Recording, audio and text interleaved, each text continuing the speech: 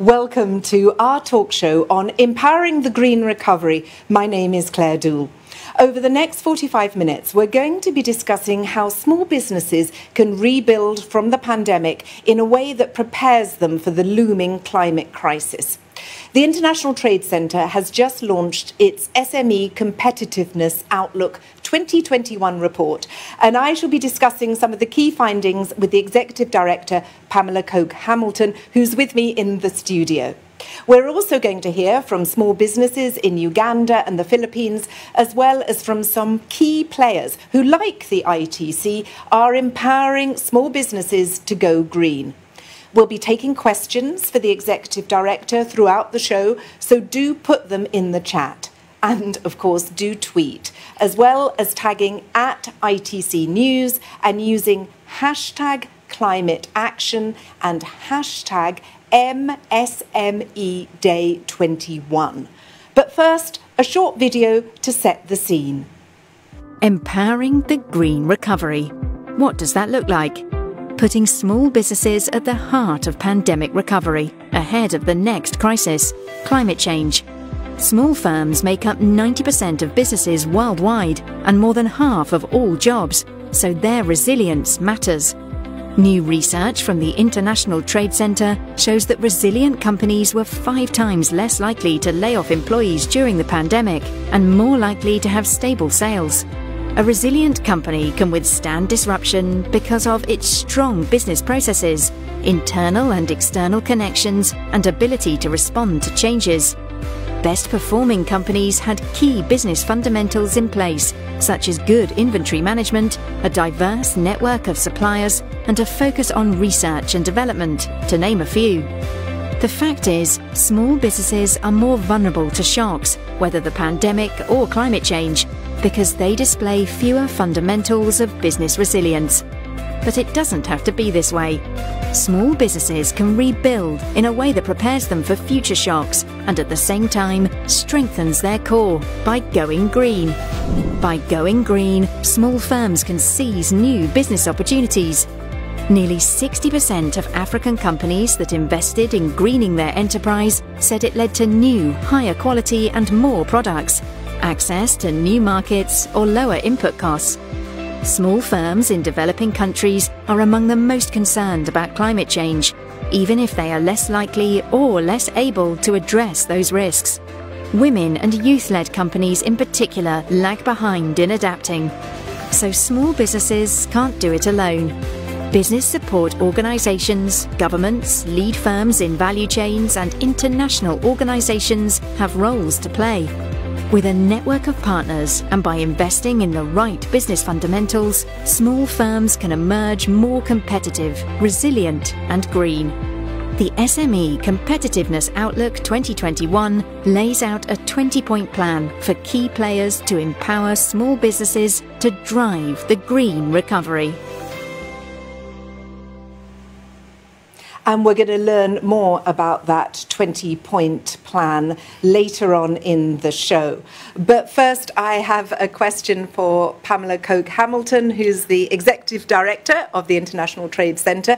Welcome, Pamela. Thank you, Claire. And I'm just wondering, what do you see as the lessons for SMEs from the pandemic? Mm-hmm. And how can we apply them to the climate change crisis, which many people think is going to be even more disruptive? Yes, thanks so much, Claire. I think fundamentally, when we look at the context of competitiveness and resilience, we found that there are relational factors, and those companies that are more competitive also tend to be more resilient.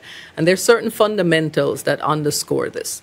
The first one is that the business processes are sound. So good bookkeeping, record keeping, sound inventory management, and also ensuring that you have at least a business bank account. The second area was in connectedness. The fact that if you're connected to business support organizations, if you're connected to your peers, if you're connected to more diverse supply chains and also organizations like ITC, you're able to withstand and be more resilient in bad times. And then the third area is looking at how adaptable are you? How responsive are you to change? How willing are you to adapt new methods, new technologies? Those three factors are very important in terms of the fundamentals. So we focus on the fundamentals. The second issue is how important is it for you to ensure that you have timely, accurate, clear information on how to make the green transition. Many companies, especially SMEs, do not have that. And so one of the things that we work on is how do we ensure that you actually are able to get this information. And what we found also is that the same fundamentals that are important for SMEs in the COVID crisis are just as applicable in climate change. So the things that make you resilient during COVID were also the things that make you resilient in the context of climate change. So getting the fundamentals Yes. right. Some SMEs, of course, in the developed world, as well as the developing world, will say there are prohibitive costs in going green. So what's the business case for them? Well, you know, I would say this. The business case is sound not just because we say so, but we've looked at the fundamentals. We've looked at the fact that once you begin to target investment in certain green transition, you develop resilience. You increase your resilience across the board because you're investing in change. And the truth is, it's analogous to whether you're in the digital world or not. Life is changing. And if you don't adjust, you're going to get left behind. The other thing that is very important is its cost reduction and also higher productivity. Most of the firms who were able to invest in green transition, in eco-innovation, actually lowered their production costs. And for countries like mine, Jamaica, or from island states that have such high production costs, this is important. And it also increases their level of productivity because they're able to reinvest in their companies. The third area is that they're also able to access new markets because more sustainable consumption, there's more demand for that. There's more demand from lead suppliers or lead companies to have this come in. So they also would require that there's compliance with these new climate adaptable measures. And then finally, it also enables them to access green financing. And there's a lot of green financing now available. So that's an important aspect. So that's why the business case is important and it does work. Well, let's come back later in the programme to green financing. Sure. But what I'd like to do now is to introduce two SMEs who have successfully gone green. So Chimunjili Fashionability in Uganda is a social enterprise which makes clothes and accessories from recycled plastic. And it employs people with physical disabilities. And its founder, Juliet Namuji, told me earlier that the idea came to her when she saw the discrimination that her father faced when he was disabled in an accident. We came up with the idea called Chimunjili Fashionability and to fight for the conservation of the environment and inclusion of people with disabilities. So ever since I was young, I was so passionate about being the fact that I saw the difficulties that my father went through as a young child. So that's why I came up to fight for the rights of people with disabilities, those who are seen as a curse, those who are discriminated, those who are always in poverty, to really give them hope that they can make it. And Juliet has really given hope to hundreds of people with physical disabilities who work for her company. Of course, with the pandemic, sales have declined and she hasn't been able to expand at the rate that she had wanted. And you can find more information about Juliet's story in the ITC report. So now let's go to the Philippines and to Jamiko Jamlang, who is the CEO of the Bamboo Company. Now, his company aims to replace household items with those used or made of bamboo. And he pivoted also during the pandemic and offered bamboo facial masks, dispensers and soaps. And earlier he told me what he saw as the opportunities and challenges in going green. For businesses going to green, they're the one who is usually right now being chosen by the consumer. Like for example, for us, so instead of them choosing plastic items or choosing those that are not sustainable. So they opted supposedly to choose our product, and with that, it created some opportunity to boost in terms of the revenue and the market share. What is your biggest challenge as a green business? To be honest, the main help that we will be needing is more on the capital, because as I said earlier, in terms of the technology that we will be needing to be able for us to scale, one thing that is really needed is more on the capital. So this one, we're looking for investors and other institutions that could help us in terms of financing the technology. What is your advice for other companies wanting to go green? Going green is not easy, but I think that challenge would push you further, because along the way you could create and see the impact that you're creating, not just for the communities and the society that we're living in, but also the things that we will be having in the future, especially that we have experienced a lot of things in the past years that is related to the environment. So going green is really the way forward for businesses and to create opportunities to help and protect our environment moving forward, and to ensure that we will have a great future ahead. Well, you heard there from two SMEs who are really embracing the idea of economic, environmental and social sustainability. And small businesses can drive a green recovery, but they need support. And in the ITC report, they identify 4 key sectors, which are international organisations, governments, business support organisations, and lead firms in the value chain. So, Pamela, let's start with the international organisations. Sure. What role do you see for them?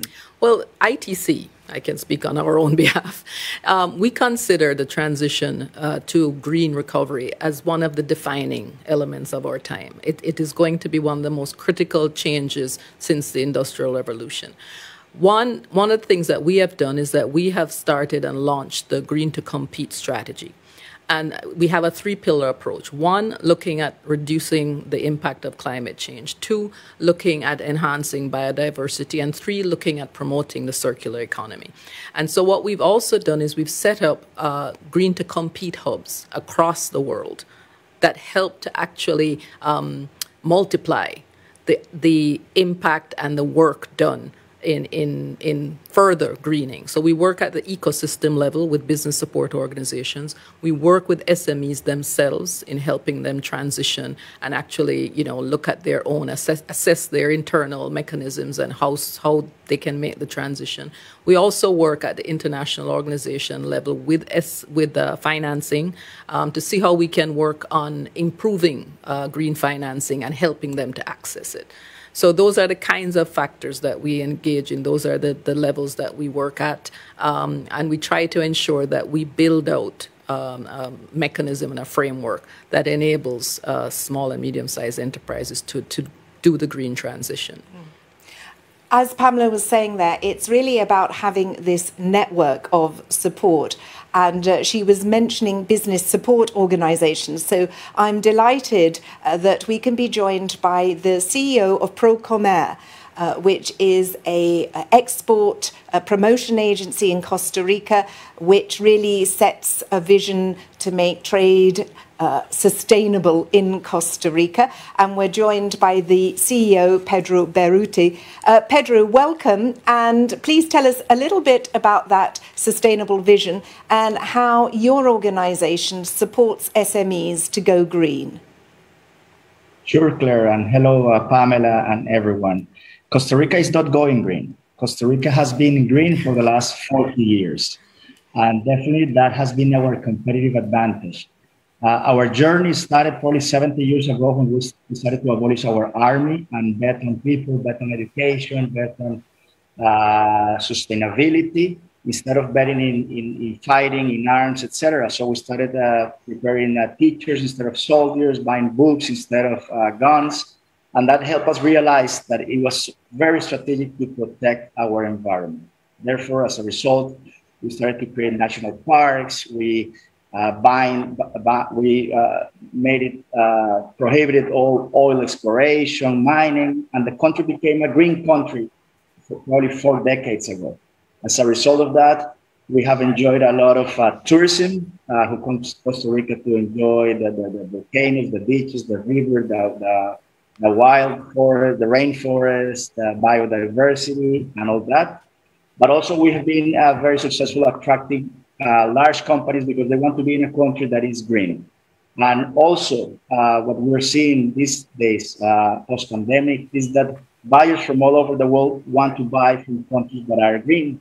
Our exports are growing 20% compared not to last year when we had pandemic, compared to 2 years ago when we didn't have pandemic. So for us, it is definitely a competitive advantage to be green. But it's not just about green for us. Our vision these days as a trade promotion organization is to have what we call the 3 Ps. People, planet, and prosperity. So of course we have the planet there, but that's part of our DNA.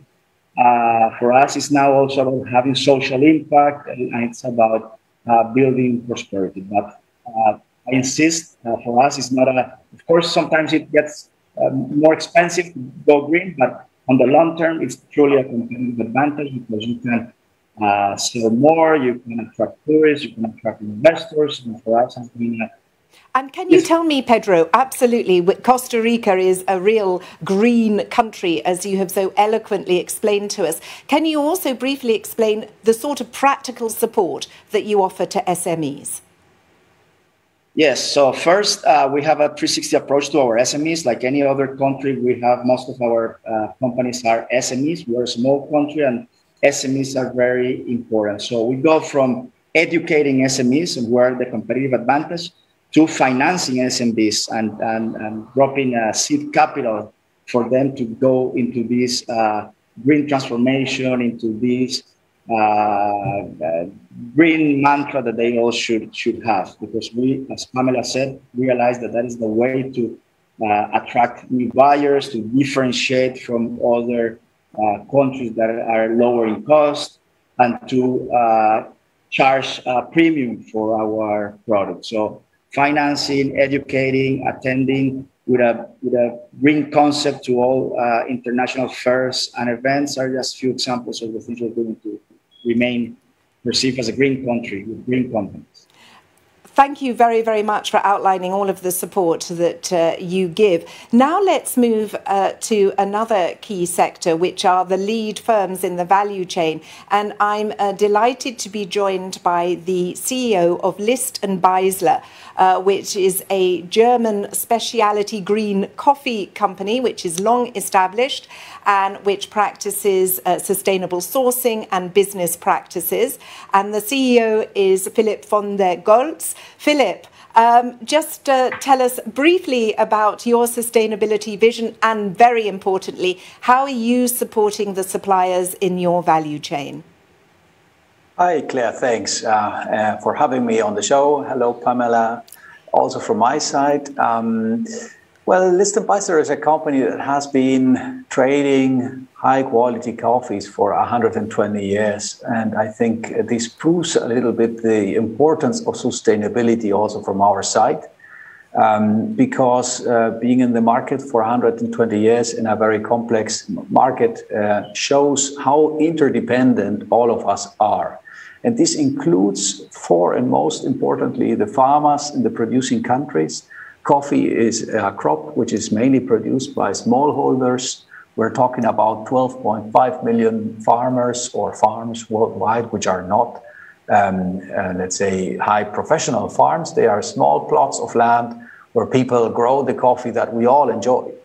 And our company has been also on an evolution, growing the sustainably produced coffees. And we differentiate here between such coffees under certification schemes, but also, and this is my major passion, those coffees that we develop together with partners into sustainability. And we have one beautiful project going on together with ITC, Alliances for Action, where we actually source the truly heart of Ethiopian high-end specialty coffees and bring them to the European and US and also other markets in the world.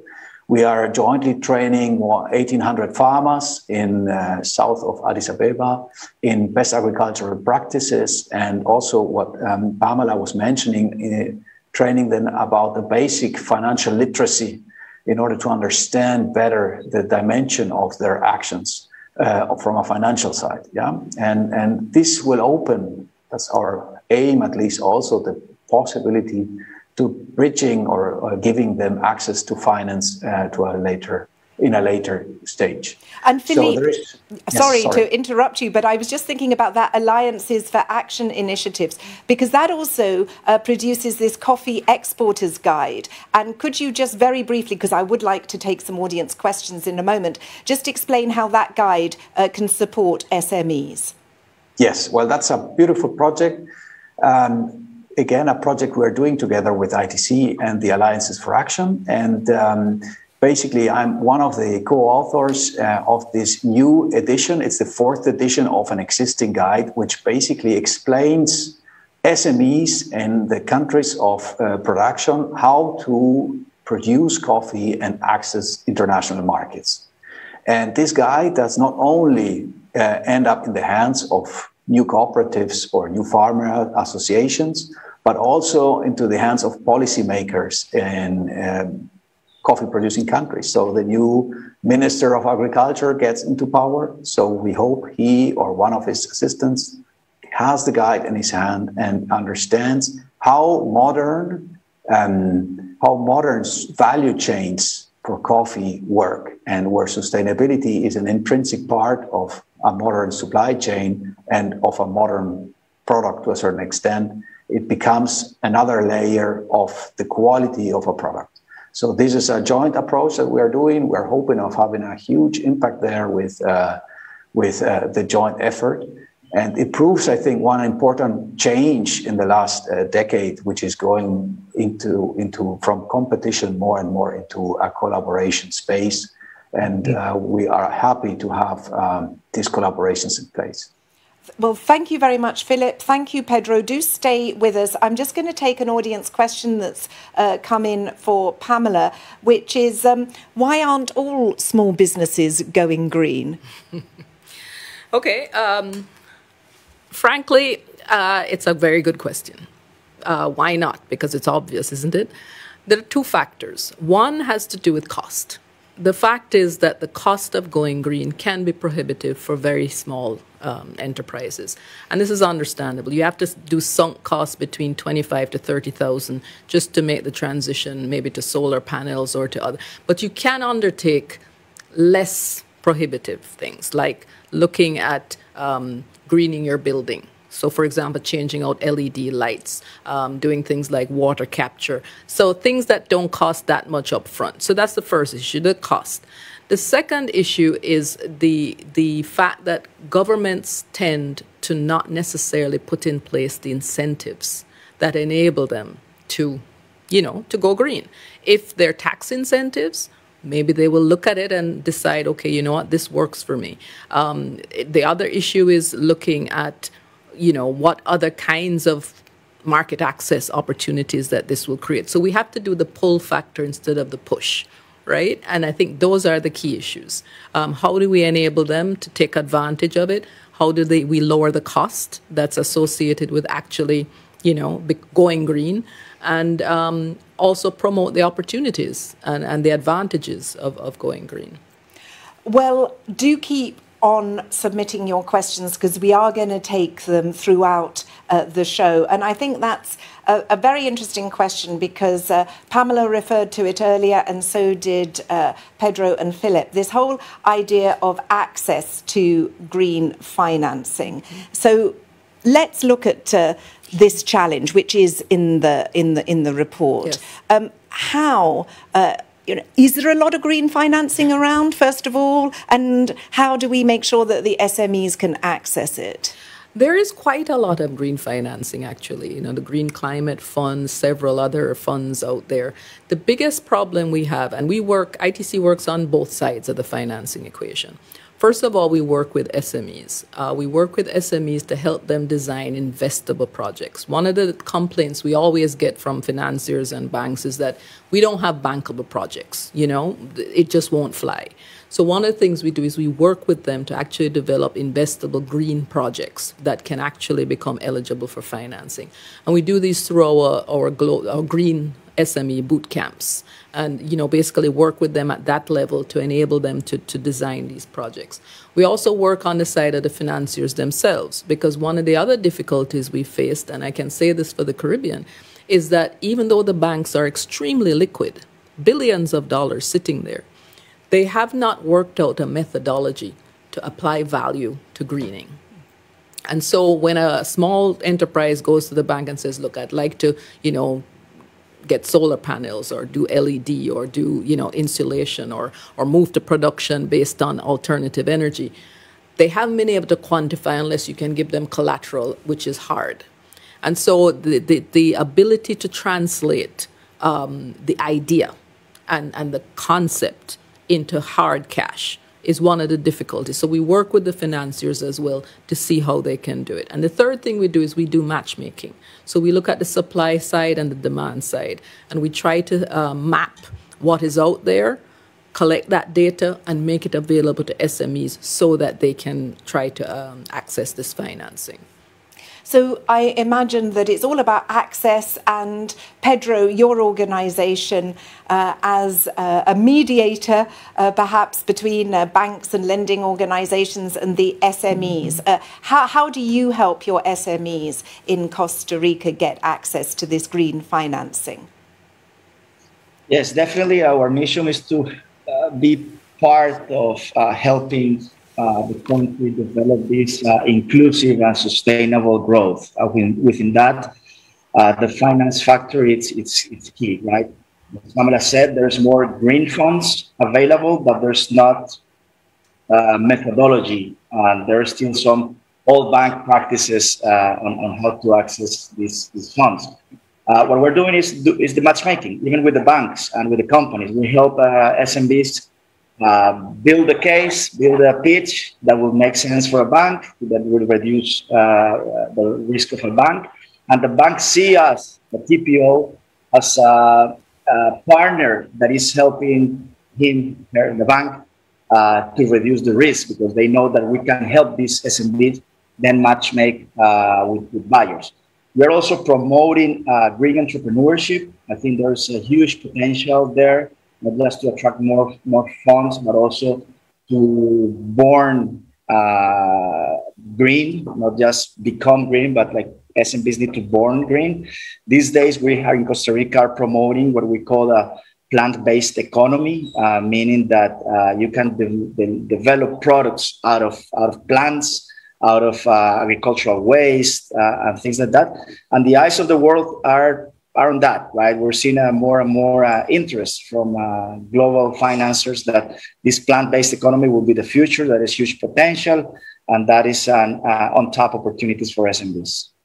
Thank you, Pedro, there. So another issue that was raised in the report was regulation. So, Pamela, according to the report, 1/4 of SMEs see regulation as an obstacle. And in your report, you say, think small first when designing and implementing regulation. So can you give an example, and can you tell us how prevalent is this? Are governments doing it? Are they thinking small first? The truth is, regulation is not bad in and of itself. It's necessary, and it's required more and more as we seek to combat climate change. The issue is it can be prohibitive, can be restrictive, and it can be very difficult for SMEs to meet these requirements. So what we suggest and what we promote in the report is thinking small means, first of all, assessing what the impact is of the regulations that you're putting in place. And once you've made that assessment, be proactive in trying to help them actually meet these regulations. One of the things, for example, is looking at creating carve-outs for green public procurement, so that a consortia, say, of small and medium-sized enterprises can actually get together and meet, the public procurement market, which is a huge market. We can also look at tax incentives for greening your building and having depreciation as part of that. So therefore, the faster you green, the greater the depreciation, and therefore the less your taxes. Looking at, for example, technical assistance to go green. What can they do to help these small, medium-sized enterprises? So in other words, putting in proactive measures that actually help them meet the regulations and also engage in innovation themselves.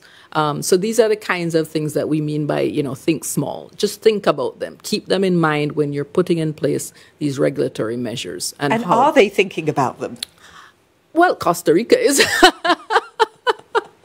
And I think more and more countries are. More and more countries are looking at the fact that, SMEs are 90% of all businesses. And so at the end of the day, if you don't work with your SMEs, then it's going to be very difficult to do the change that's necessary. And I think they recognize in meeting their Paris Agreement, commitments, they have to begin at that level, at the SME level. So. Now, another issue that's raised in the report and has been referred to in their opening remarks is certification standards. And there's a proliferation of these. So I'd very quickly like to hear from Pedro. I mean, for small businesses, sometimes they can be a bit sceptical about certification schemes. They can see them as a barrier to entry into the market. How do you help SMEs navigate the proliferation of certification schemes? Yes, definitely we're seeing a proliferation in certifications, and the challenge with them is that some of them are, as I said before, prohibited in terms of cost. So our advice to SMBs and the way we help is by identifying and choosing the right certification that will become a competitive advantage to them. Rainforest, fair trade, the things that make the company not just demonstrate quality, but also demonstrate that it's a sustainable company, because that's what is differentiating the Costa Rican company from others. So we, in some cases, support financially part of the cost of that certification, and in others, we attract other entities, corporations, to help SMBs pay for this. But we think certifications are necessary. They are good for us because it's also the way we can demonstrate that we are green, that we are sustainable, that we have social impact, that we're doing fair trade with our growers, with our producers. But yeah, it is a challenge to keep a balance between not too many and not too expensive, which is not having anything at all. Philippe, I'd like to bring you into the discussion here because you mentioned certification schemes, and there is this issue that there's a proliferation, and that can be very confusing for small businesses. What's your view on that, and how do you help your suppliers deal with that? Well, I think in coffee we've seen certifications for a long time already, and we are, I think, maybe in a step of some sort of consolidation on a certification front is already happening. Like Rainforest is merging with UTZ, and so there is some movement on that front. And I think the work done in the past by certifications was very, very good and brought us into a situation where we can now look at the whole sustainability complex from another point of view, a more mature point of view. And we have our line of thinking goes more into something we call beyond certification, which is already a next step of development, which is at the end of the day only doable because we have already a certain level in the coffee industry. Tell us very briefly about that concept of beyond certification. Well, this would be something like I mentioned beforehand, where we start developing projects that go that go deeper than just a certification, where you start developing farmers into best agricultural practices, when you start touching subjects such as financial literacy and the importance of understanding farming as a family business and not only as an individual concept, through which we manage to give more importance to the role of women and the whole farming part as well, is something that is also, let's say, to a certain extent, a further development on what certifications usually only cover. Thank you, Philippe, getting some insight into your idea of beyond certification. We'll take some audience questions in a moment, but of course, we've been talking about these challenges, access to finance, regulation, certification. But of course, none of this can happen, for better, for worse, unless there's connectivity. So what are you doing to try and tackle that problem? Well, we look at the connectivity from two sides. One has to do with the connectivity digitally, which is what we found is that the companies that were able to pivot most quickly to e-commerce were the ones who were able to survive this pandemic in a better way. So that's the first thing.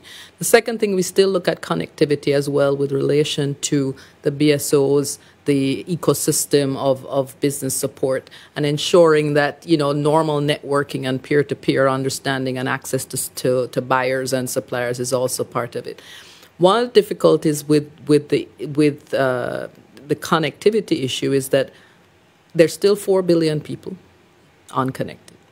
And why? It turns out that it's not so much that they aren't covered by mobile broadband, but the issue of cost. And how do we address the cost factor, the affordability for these persons, for SMEs to engage in the market?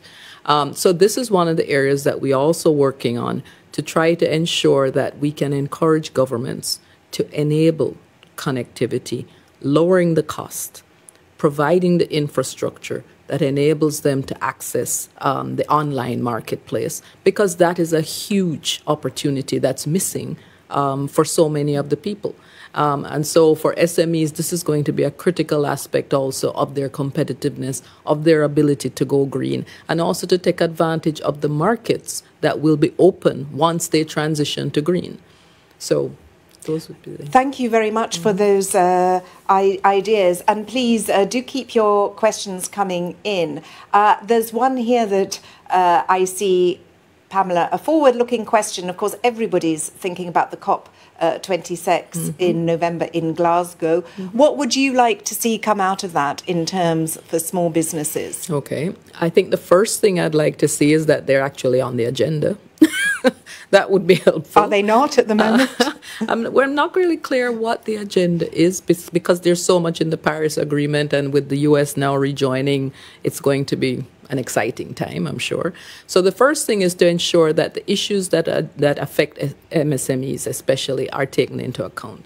At the level of the companies, to look at what are the factors and the mechanisms that can be put in place at the broader level to enable SMEs to access their supply chains and enable them to work. At the country level, what are the elements that countries need to put in place in their business support system, in their financing system, to enable SMEs to take advantage of this green transition and actually benefit. In other words, it needs to have a business side, not just a government side. There needs to be an attention paid to what small and medium-sized enterprises will face moving forward. Of course, governments take their cue from the World Trade Organization. Yes. And for some time now, I think the Environmental Goods Agreement has been stalled. Yes. How could that help SMEs? Well, the Environmental Goods Agreement, particularly in relation to small and medium-sized enterprises, could be a great opportunity because it provides the kind of regulations and measures that will allow SMEs to access new markets, to provide new goods, and hopefully provide carve-outs for very small enterprises. It's a pity it hasn't gone very far, but we're hopeful that once, now with the Paris Agreement back up and running with COP26, that there will now be a new impetus within the WTO for this to move forward. And I think within the WTO, there is this joint initiative on micro, small and medium-sized businesses.